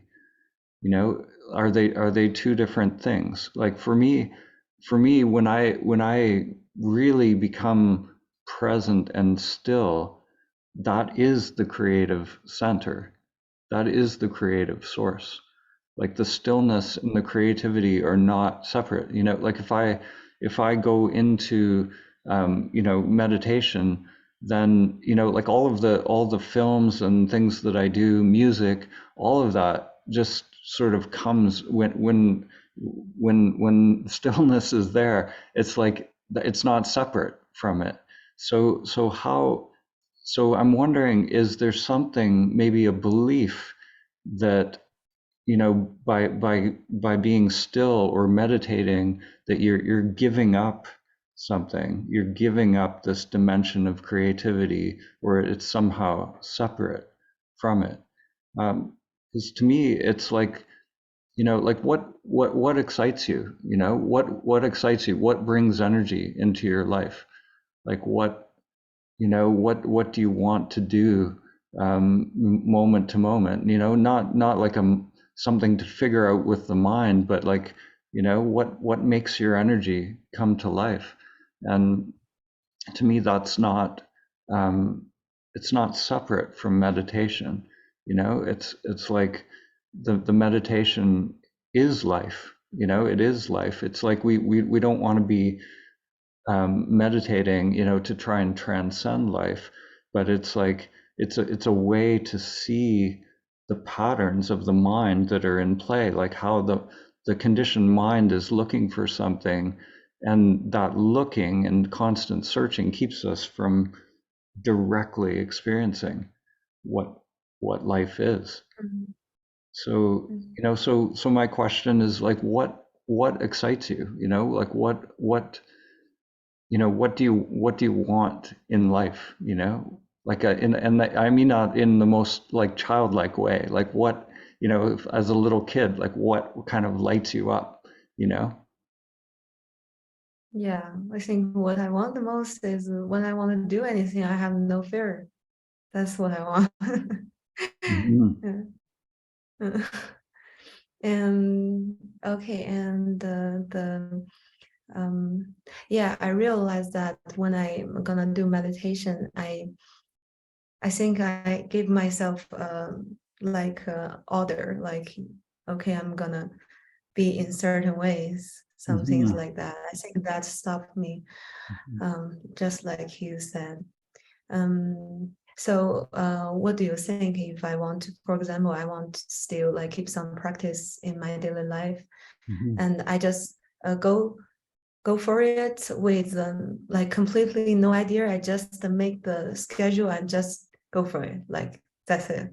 Yeah, maybe just question, you know, what is meditation for you, you know, and whatever, like to me meditation is, you know, when there's no doer, or we have no concept of, you know, trying to achieve some state or come to stillness or emptiness, all of that stuff. We just purely investigate, you know, what is it like to just be in this moment directly, without, you know, without any meditator or doer, you know, trying to do something that we could call meditation. You know, if we drop all of those ideas, or, you know, whatever we've done in the past, you know, start with a total beginner's mind, and just see what comes, you know, and just, but allow the energy, allow life to be present. You know, we're not trying to get away from life or achieve some state, but, you know, so it sounds like to me there is a creativity and an aliveness that's just like waiting to come out, you know, in, but as part of the meditation. You know, to me that is meditation, you know, is an allowing of all of these dimensions of us to be as they are, you know, and not push away or try to um, achieve some silence or transcend it in some way. You know, does that make sense? Yes, yes, it Hmm. makes sense. I Hmm. think I just relax, Yeah, relax more of these ideas. Yeah. yeah, yeah, and Yeah. just play with it, you know, and like to me the meditation, you know, has just become, it's just really just being me, but not the conditioned me that thinks it has to be a certain way, but the true self is our creativity. It's our freedom, allowing us to just have this human experience without thinking it needs to be a certain way. And then it is, to me, very childlike, just playing with life rather than thinking I have to figure it out, or it has to be like this, or I have to create some aliveness, or I'm not, that part that is trying to make it a certain way is the filter. Yeah, Mm-hmm. yeah, that totally makes sense to me. Yeah, thank you very much. Yeah. Thank you very much. Okay. Thank you. Good to Yeah. see you. Yeah. Okay. Yeah.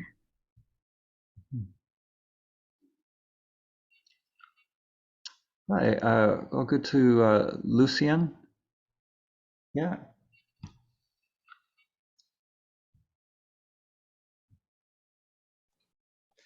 So then, thank you for, first of all, thank you for all you do and for this community. I'm trying to figure out a path that escape duality. I don't know how to find that neutral point that is not cold or hot, is not up and down.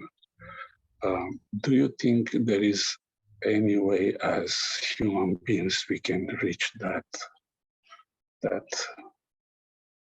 precise neutral point in between being or not being, or in between?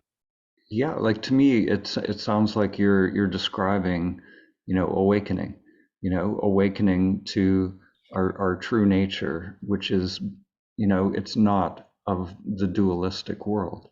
So yeah, absolutely. Like that's what, when we do our retreats, the conditions that we create at those retreats are, the dualistic mind that is trying to figure that question out. How do I become free? This is the paradox.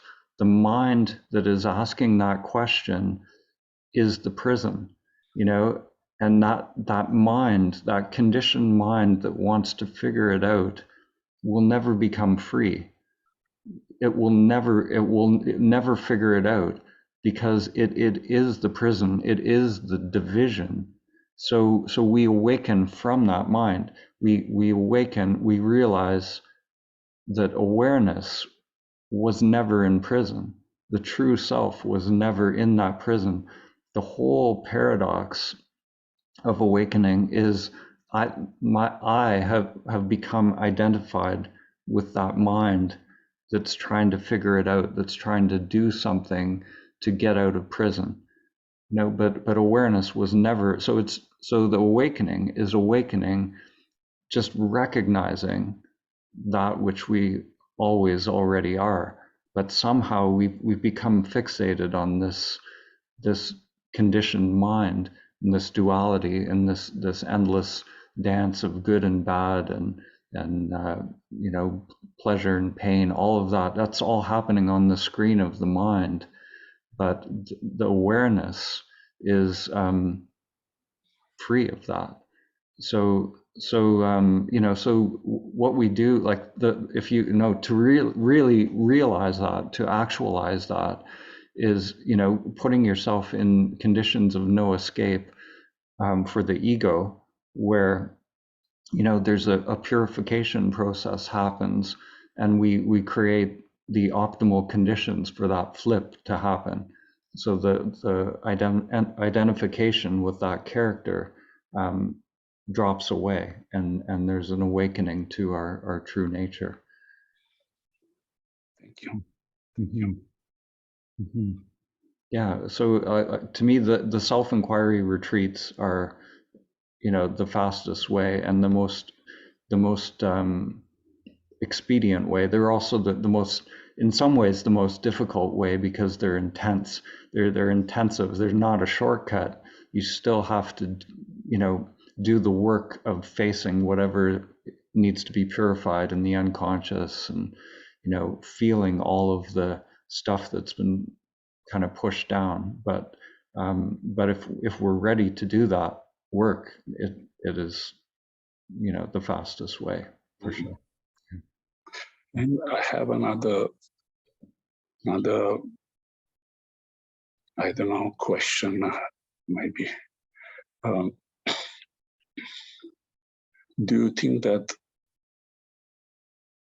trying to find that bliss, that bliss that is coming only from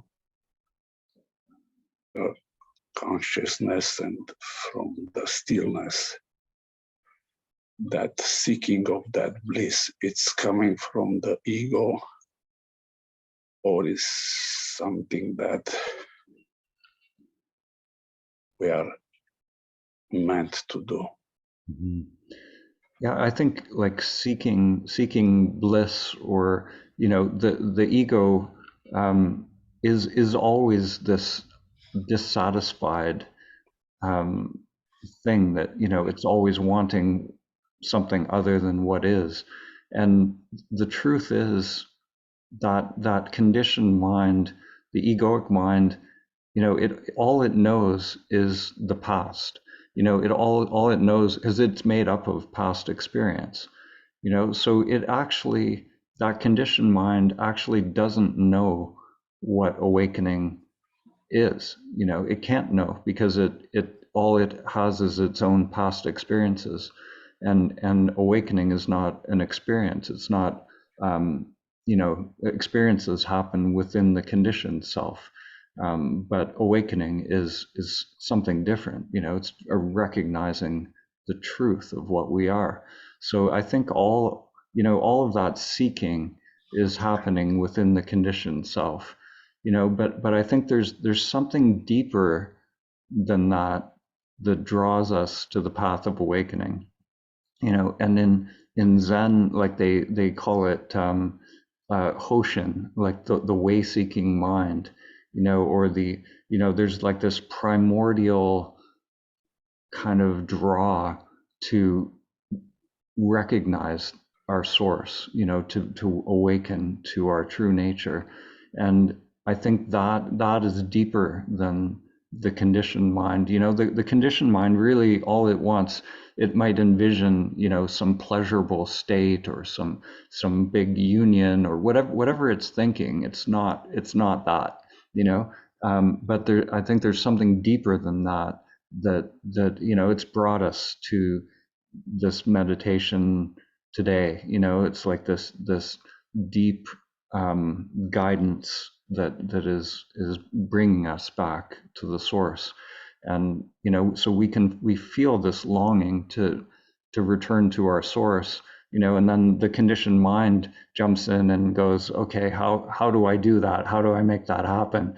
And that's the problem. If we just stayed continuously with this sense of being, then we, without paying attention to the mind and all of its sideshow, then we would just naturally be drawn back. We would sort of sink back into our source if we could just stay with that longing, that primordial longing. That's very encouraging, and because I'm very disappointed to have a journey that is dictated by my own ego. And I have to trust that is not that. And I appreciate the clarification. Thank you so much.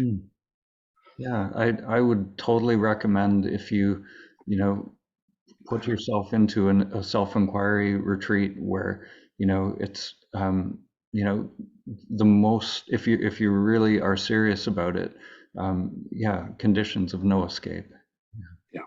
Yeah. Thank you.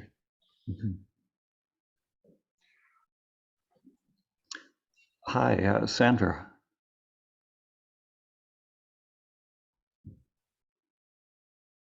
Hello, good morning. Good morning. Thank you for the meditation session, Dan. That was wonderful. And I'd like to say I'm very excited to be going to the self-inquiry intensive this June. So thank you for facilitating the opportunity. I also wanted to acknowledge Gu Wen. She said something. I was just going to listen today. I didn't want to share anything. I just wanted to kind of absorb what everyone had here and just inquire more and listen to your responses. But Guwan said something that really kind of hit me. I said, oh my gosh, she went through the same thing that I did. And I'd have to say that what came to mind regarding just having this loss of interest, it's just the strangest thing. Not an interest for me in particular with meditating, but kind of like a shutting off of like, I guess maybe enlightened action. I know that one of the things that I heard in one of the Samadhi movies came to mind that, you know, before enlightenment, we should chop wood and carry water. And after enlightenment, chop wood and carry water. And I guess for the most part, I can grasp the humility of that so that we can really go beyond duality. She said, I don't know what the action is for me at this point to be able to bring the interest of the playfulness of life. So lately I've really felt like I'm not kind of in my body, but kind of observing it, its actions, and really exercising, letting go of things, and amazingly, things just fall into place. But the interest and the fire of wanting to do an action is kind of out, and it's just observing. And so like Gwen, I want to sleep and just kind of be still. And it just seems like something is just not just quiet, but just maybe too quiet. So what do you mean exactly by, you know, so I feel that, that I've gained an enlightenment where I don't suffer as much. I'm wondering what's some of the actions that I can do that would be parallel to chopping wood and carrying water to maybe spark the playfulness, the interest in being the observer. Yeah, it's a really interesting, and very poignant question, I think, for a lot of people. For me, I feel like, there are periods on the path sometimes where we're just sort of in a space of not knowing, maybe we've let go, of that conditioned mind that we see sort of the futility of pursuing things in the matrix. We see the futility of doing the things that most people usually do, and sometimes to me there's a space of just allowing everything to be as it is in that space. Sometimes there's a building of energy. Sometimes it's like like a seed that's been planted in the ground, and we're just, we're waiting for the germination, and just being okay with that, just being okay, just being equanimous with that. To me, there's a, if the mind, it sounds like there's like a wanting of that playfulness, or that wanting of something to come, and maybe, like the conditioned mind, it only knows the past. It doesn't know, like the one thing I always say is I don't even know what I don't know. There are levels of unfoldment, levels of joy, levels of love, bliss, all of this possibility in the human experience that I couldn't have fathomed years ago, and you can't envision it because it's something totally new. It's not on the radar. So so I think there's just an allowing, being okay in this space of, allowing that seed to germinate, and that energy and that intelligence that is in that energy will come to life when it's ready. Sometimes it might need to build to something, and then it's not, there's not even a question then, when it comes to life. It's just like this childlike movement. It's like, oh, I have to do this. Like, this is just so clear, it's obvious. And so, to me, I'm always reluctant to try and figure it out, or have any kind of a plan around it. But just, to me, it's always just being okay and allowing things to unfold in their own time. So I know that's probably not particularly helpful, but it's I don't know, how does that land for you?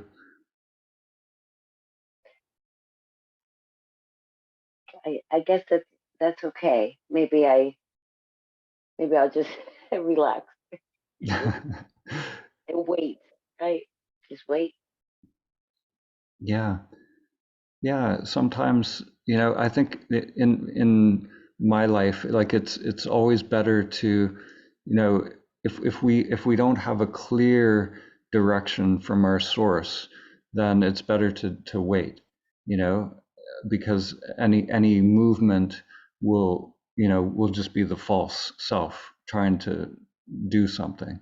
So yeah, sometimes that just being equanimous and being okay with that space of waiting, we can find, a joy that, and a peace that it's not contingent on anything outside, and to me, that when we find that peace that is not, it has no object in the outer world, because really anything that's happening out there is not going to fulfill us. We're really, if we keep looking for something to unfold in the matrix, in the outer world, then we're still in that endless cycle. So sometimes that germinating is bringing us to that, the unconditioned peace, that is ever present. It's just a peace that comes from being. Mm-hmm. Dan, could I add something? Thank you. Mm-hmm. Sure, John. Yeah. Because it came up with the last three, and it just kept going at me. And that is, we're all becoming a state of being willing to step into conscious conversations with each other, which is different than just having a dialogue.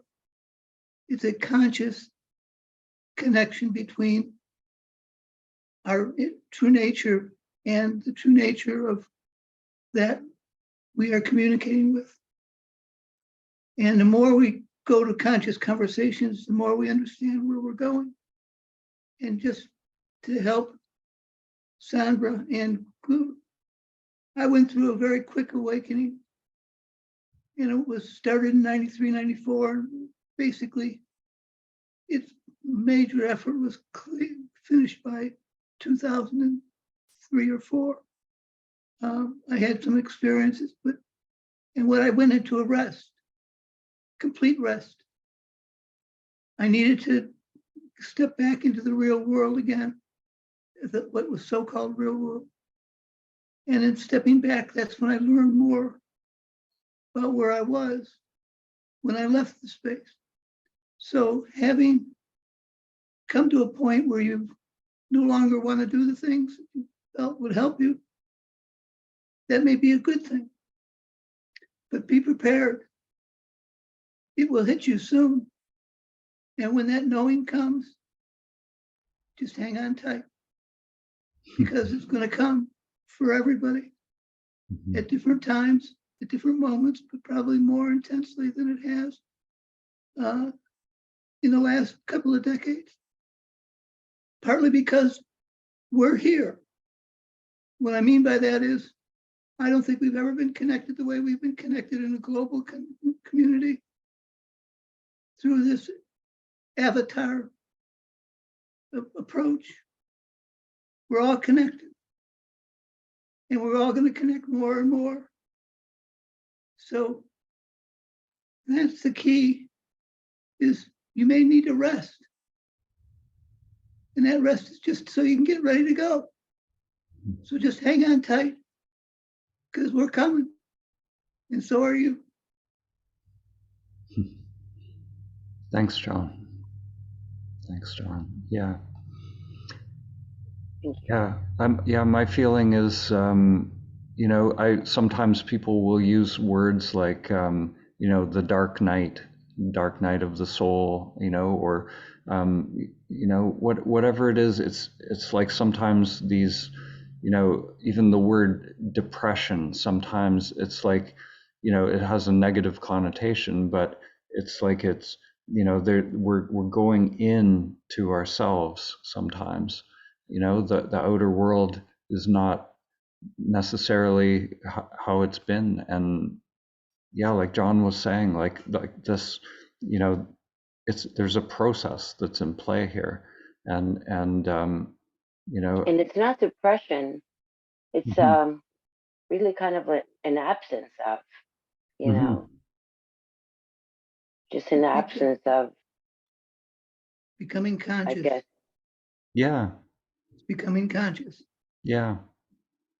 Yeah, it's maybe unfamiliar to the conditioned self, which, like at one point in my journey, my Dan character was very sure of what it wanted, and all the things in the world, and there was a period where I was not really doing much other than meditation, not even really knowing why I was doing what I was doing.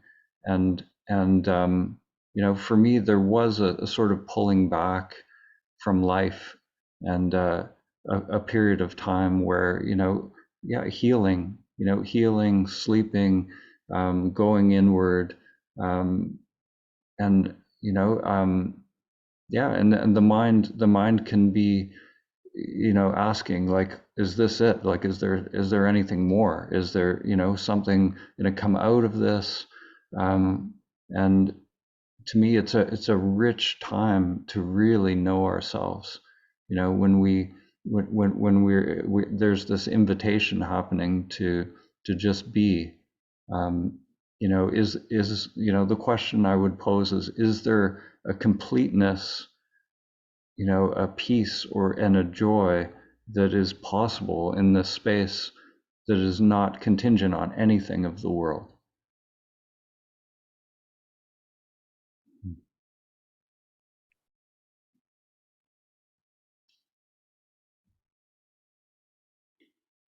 Yeah.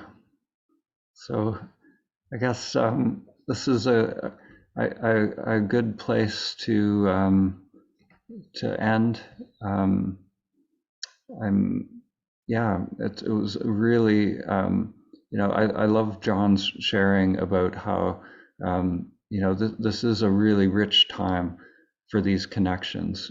This is a way to really consciously communicate with each other and share in a way that we don't often get to. So I really thank everyone for showing up in this space, offering their own unique experiences through these various avatars appearing here. It's really beautiful. And I'll see you all next month. I guess Sandra, I'll see you soon in July. You're on the July retreat, is that right? June. June. Okay. Wow. June 2nd.